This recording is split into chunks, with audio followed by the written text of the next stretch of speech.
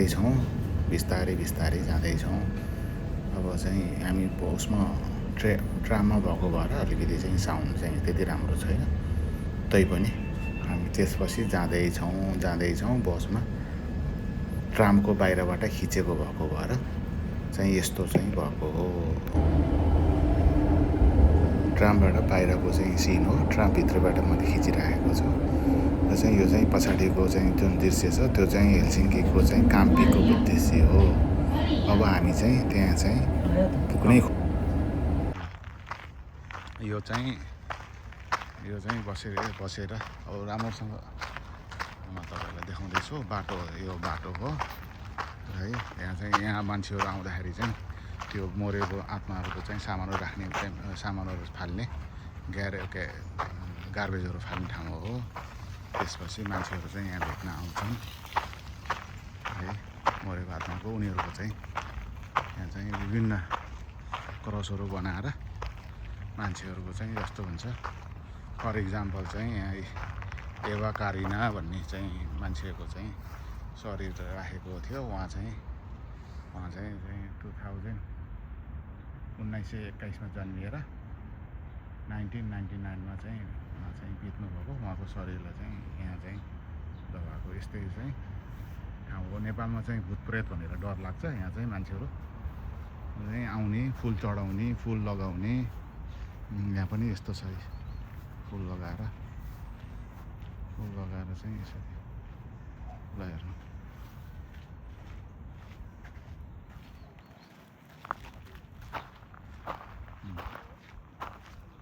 यहाँ चाहिँ यसरी फुल लगाएको छ। हामी चाहिँ यो भित्र आएको छौँ। अझै त्यहीँ धेरै नै छ, तपाईँहरूलाई पनि म देखाउँछु।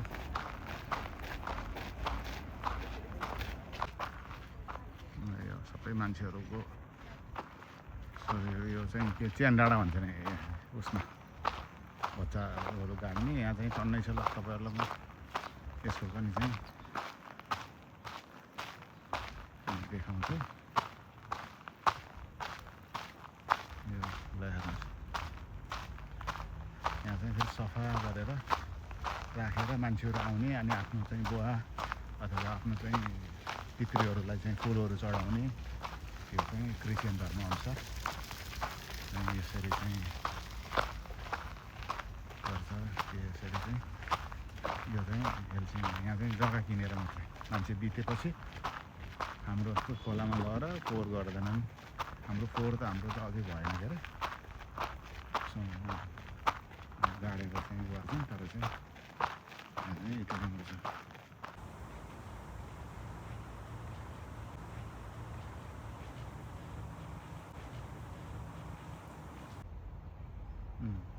यो चाहिँ मान्छेहरू आएर चाहिँ बस्ने हो। पितृहरूलाई पानी दिने।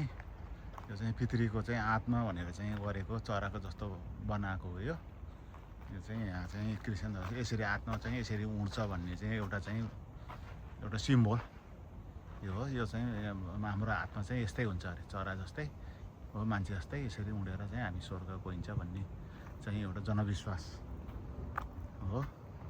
र चाहिँ यहाँ चाहिँ मान्छेहरू चाहिँ आएर फुल चढाउँछन्। र चाहिँ आत्माहरू यहीँ परेको सबै मान्छेहरू आउने सफा ठाउँ छ।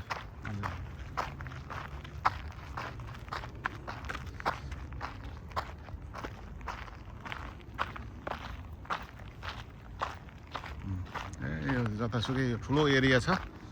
यो एरियामा चाहिँ यो चाहिँ मेन बाटो हो। मेन बाटोबाट साइडमा दुवैतिर चाहिँ यो चाहिँ मान्छेलाई गाड्ने, मान्छे बितेपछि लिएर आएर गाडेर उनको चाहिँ अन्तिम संस्कार गराउने छ। म तपाईँलाई चाहिँ अझै पनि देखाउँछु। यहाँ चाहिँ यो कतिजना मान्छे भए कति भयो भनेर चाहिँ यहाँ चाहिँ छ। यसरी एकजना मान्छे यहाँ चाहिँ छन्।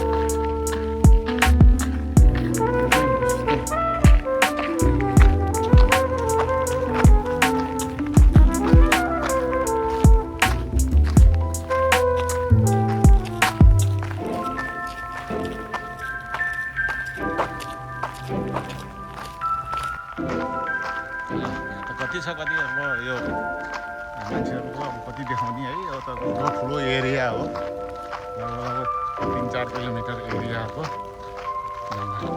हिँडेर गएर जतासुकै यस्तै मात्रै देख्न पाइन्छ तर चाहिँ व्यवस्थित छ हेर्दाखेरि व्यवस्थित छ यतापट्टि समुद्रको किनारमा हामी अब यहाँबाट चाहिँ हेरेर देखाउँदै तपाईँहरूलाई फेरि समुद्रको किनारमा बिचमा चाहिँ लिएर जान्छौँ स्टेट हो है भिडियो हेर्नु लाइक सब्सक्राइब पनि गर्नुहोस् फिनल्यान्डको हेलसिङ्कीमा रहेको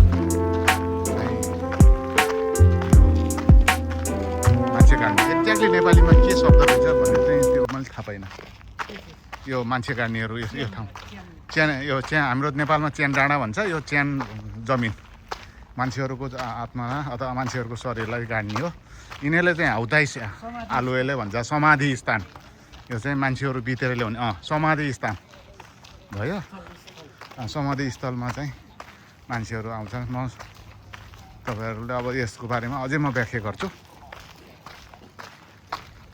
त्यो चाहिँ आउँदैछ ल हामी दुईजना चाहिँ यसरी है समाधि स्थानमा चाहिँ जाँदैछौँ हामीलाई डर छैन नेपालमा यति नै भएको भए हामी चाहिँ धेरै डराएर चाहिँ के नै हुन्थ्यो ल बारबार हो भनेर झामी झाँक्री लिएर आएर फुकफाक गरेर है कुखुरा काट्नु पर्थ्यो तर यहाँ चाहिँ धर्म हो कि अथवा सत्यता हो कि अब त के हो कसो हो है अब यहाँ त अब अझै हाम्रो त अब आत्मा शरीरलाई चाहिँ जलाएर भस्म बनाइन्छ यहाँ त अब हाडखड्डी त अब गाडेर चाहिँ खोलेर हेर्ने हो नि यहाँ हाडखड्डी अझै पनि छ होला यो यस्तो एरिया हो तर हामी चाहिँ यसरी हिँडिरहेछौँ बाटोमा यो चाहिँ यसरी लेखे है 22 नम्बर भनेर लेखे जस्तो यो 22 नम्बर एरियामा चाहिँ यहाँ चाहिँ रेकर्ड हुन्छ यो 22 नम्बर एरियामा चाहिँ कतिजना को मान्छेलाई चाहिँ यहाँ चाहिँ समाधि गरिएका अनि चाहिँ को मान्छे छ कति नम्बरमा हो भनेर चाहिँ यो 22 नम्बर छ जस्तो यतापट्टि चाहिँ ल हेर्नुहोस् है यतापट्टि यो 9 नम्बरमा छ अब तपाईँले मैले चाहिँ 9 नम्बरको यति नम्बरमा चाहिँ मेरो चाहिँ परिवारको चाहिँ शरीर चाहिँ त्यहाँ चाहिँ समाधि गरेको छ भनेर चाहिँ भन्यो भने त्यहाँदेखि त्यहाँ चाहिँ आएर नि आफ्नो पत्ता लगाउने हो अब धेरै वर्षपछि यो त ठुलो एरिया छ कति नम्बरको कहाँ हो के हो भन्ने कुरो यो चाहिँ सबै समाधि गरेको एरिया हो त्यही भएर चाहिँ यो पत्ता लगाउनलाई नि गुगल म्याप जस्तै पत्ता लगाउन गाह्रो छ यो त यो सानो छैन मैले भिडियोमा देखाउँदाखेरि चाहिँ यहाँ यसो देखिएको होला जता हेऱ्यो त्यतै यो पुरै समाधि गरेको ठाउँ हो त्यही भएर यो चाहिँ ल म चाहिँ यसरी चाहिँ यो समाधि एरियामा हामी घुमिरहेका छौँ यो चाहिँ हेलसिङ्कीको यो चाहिँ पश्चिम भागमा पर्छ र चाहिँ यसमा चाहिँ यो ठुलो एरिया छ 3-4 किलोमिटर वरिपरि हामी चाहिँ हिँडिरहेछौँ जता पनि त्यही छ यो चाहिँ अब तपाईँहरूलाई यो चाहिँ कसरी चाहिँ यहाँ चाहिँ यो हेलसिङ्कीमा मान्छे बितेपछि कस्तो हुन्छ के हुन्छ त्यो बारेमा चाहिँ मैले चाहिँ तपाईँहरूलाई देखाउन गइरहेको छु है मलाई हेर्नुहोस् यो चाहिँ यो एरियामा यति धेरै छ यो सबै हो कति मान्छे जन्मिए कति हुर्किए यसरी चाहिँ लालटिनमा लिएर आएर यो चाहिँ मैनबत्ती बाल्ने यो गर्ने एकैचोटिको कतिजना मान्छेहरूको चाहिँ एकैचोटि गाडेको ठाउँ रहेछ यो धेरैजनाको चाहिँ लेखेको छ यसरी चाहिँ लेखेको छ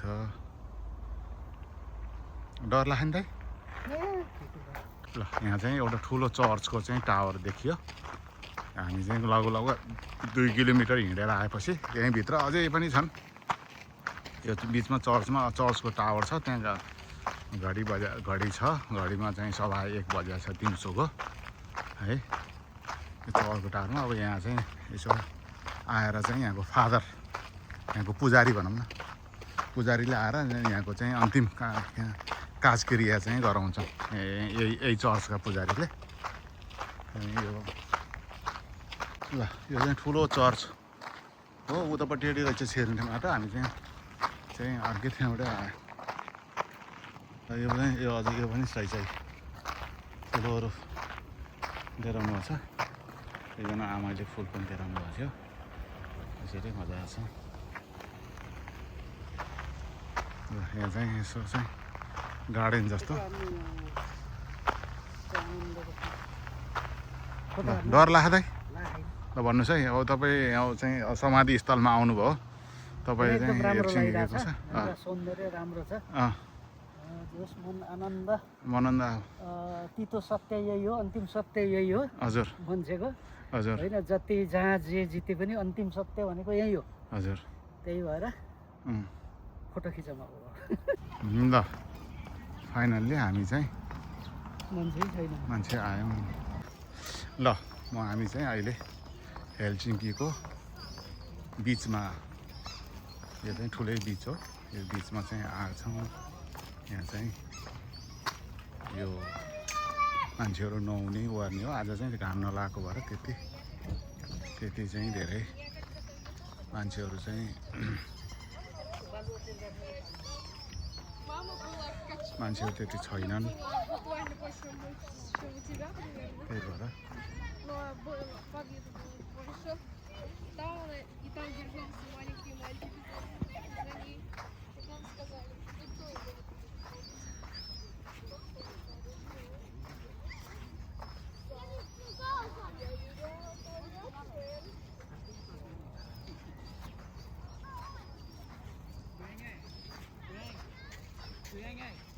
cho lấy đồ của em Khang và đứa của em Khang đi đấy.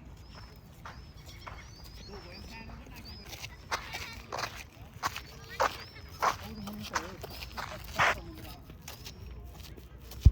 र चाहिँ हामी चाहिँ यहाँ चाहिँ आइसकेका छौँ र यहाँ चाहिँ मान्छे अहिले चाहिँ घाम नलागेको भएर त्यति चाहिँ मान्छे देखिएन तर चाहिँ मान्छे चाहिँ जे होस् अहिले चाहिँ छ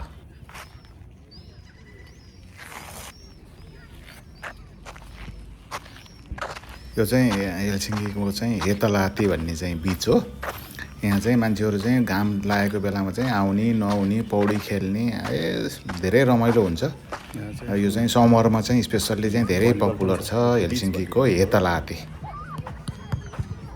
छ यो चाहिँ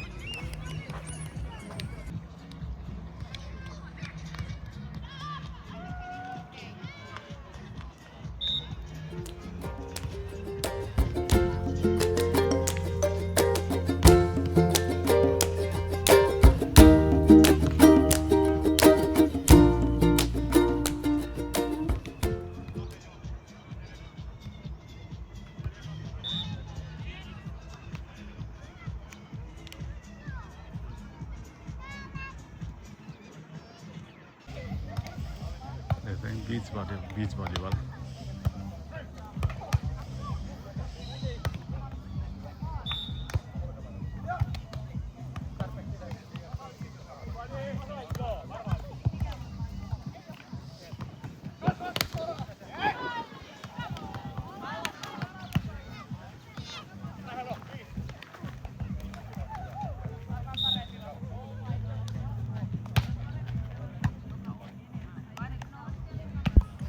बिचमा चाहिँ हेलसिङ्कीको यो बिचमा चाहिँ यो जुन बिचमा छ नि त्यहाँ चाहिँ भलिबल खेल्ने बिच भलिबल भन्छ दुईजना एकतिर दुईजना उतितिर भएर खिच्छन् यहाँ चाहिँ खेल्नको लागि चाहिँ पहिले बुकिङ गर्नुपर्छ कोड बुकिङ गरेर पैसा तिरेर अनि चाहिँ उनीहरूले बल र चाहिँ नेट दिन्छन् अनि हामी चाहिँ यति घन्टाको लागि भनेर फिक्स हुन्छ त्यसरी नै यहाँ भलिबल खेल्न आउँछन् खेल्छन् यसमा चाहिँ पानी नपरेको दिनमा रमाइलो हुन्छ बिदाको दिन पर्यो बिदाको दिनमा चाहिँ अझै धेरै मान्छे हुनुपर्ने हो तर चाहिँ आज चाहिँ अलिक घाम लागेको छैन पानी पर्ला जस्तो भएको भएर मान्छे चाहिँ अलिकति कम छन् नत्र भने अरू बेलामा चाहिँ धेरै हुन्छ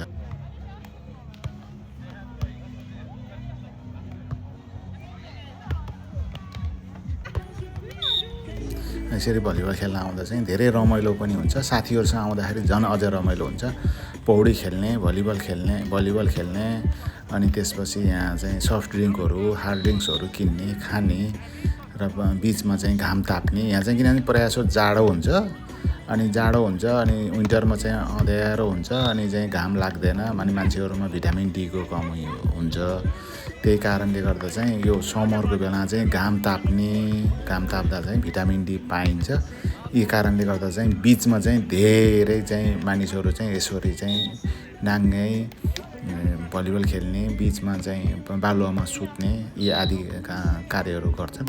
यो चाहिँ रमाइलो पनि हुन्छ र स्वास्थ्यको लागि चाहिँ राम्रो पनि हो। भिडियो हेरिदिनु भएकोमा चाहिँ धेरै धेरै धन्यवाद है। अब चाहिँ यो भिडियो हेरिसकेपछि चाहिँ लाइक पनि गरिदिनुहोस्, कमेन्ट पनि गरिदिनुहोस्। अब यो पहिलो दोस्रोचोटिको भिडियो हो र चाहिँ सब्सक्राइब पनि गर्नुहोस्। मेरो च्यानल भर्खर सुरु गरेको हो, सुरु गरेकोलाई चाहिँ सपोर्ट गर्नुपर्छ, तपाईँहरूको चाहना हो। तैपनि मैले चाहिँ हेलसिङ्कीको चाहिँ हेतलाती बिचको चाहिँ केही दृश्यहरू चाहिँ देखाउन चाहिँ तपाईँहरूलाई चाहिँ सफल भएको छु। हेर्नुहोस्, हेरेर मजा लिनुहोस्, कमेन्ट पनि गर्नुहोस् है।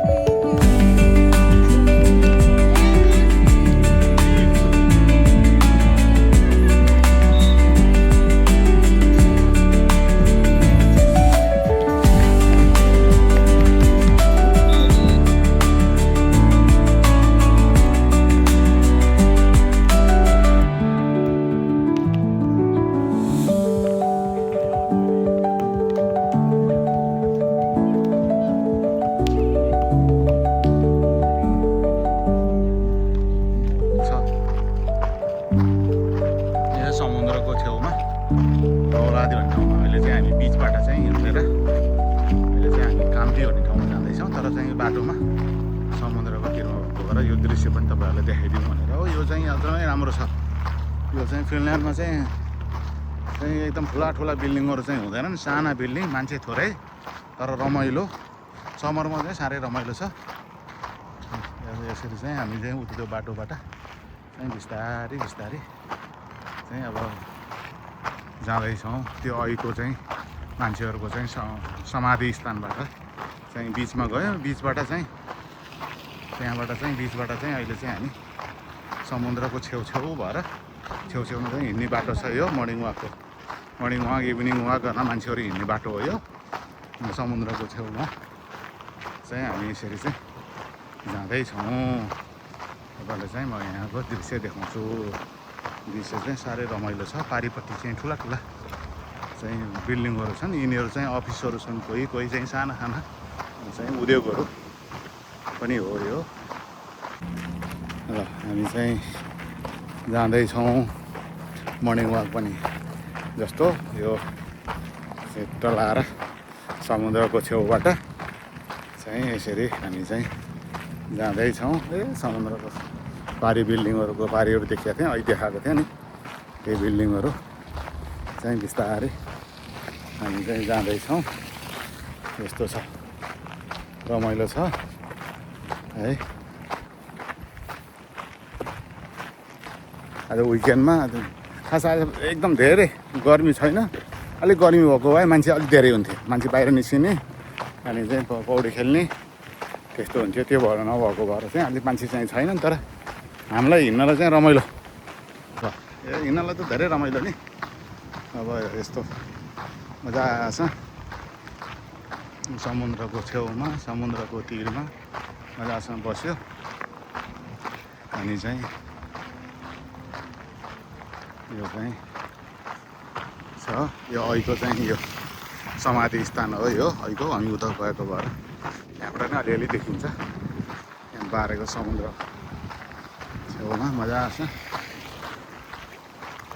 रमाइलो, नेचुरल। है सफा छ हेर्दा आनन्द छ हरियाली छ अहिले चाहिँ अब यो समर भएको भएर अब यो चाहिँ ठ्याक्कै सेप्टेम्बरको इनबाट चाहिँ पातहरू झर्न थाल्छन् अनि अक्टोबरबाट हिउँ पर्न थाल्छ चिसो हुन्छ तर यतिखेर चाहिँ तपाईँको नेपालको चाहिँ पुस माघ जस्तो अलिकति बिहान बेलुका जाडो दिउँसो चाहिँ अलिक हल्का घाम लाग्ने हिँड्न हुने घाम ताप्न हुने साह्रै रमाइलो छ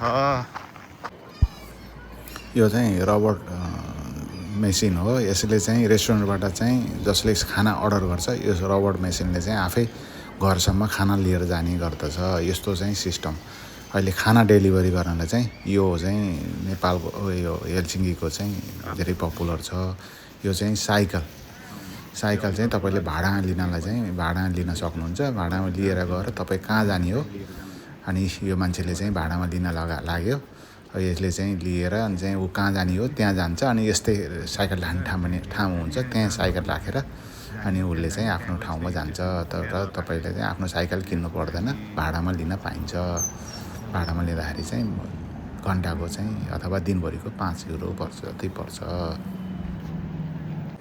काम दिएको चाहिँ म बस स्ट्यान्डमा आएको छु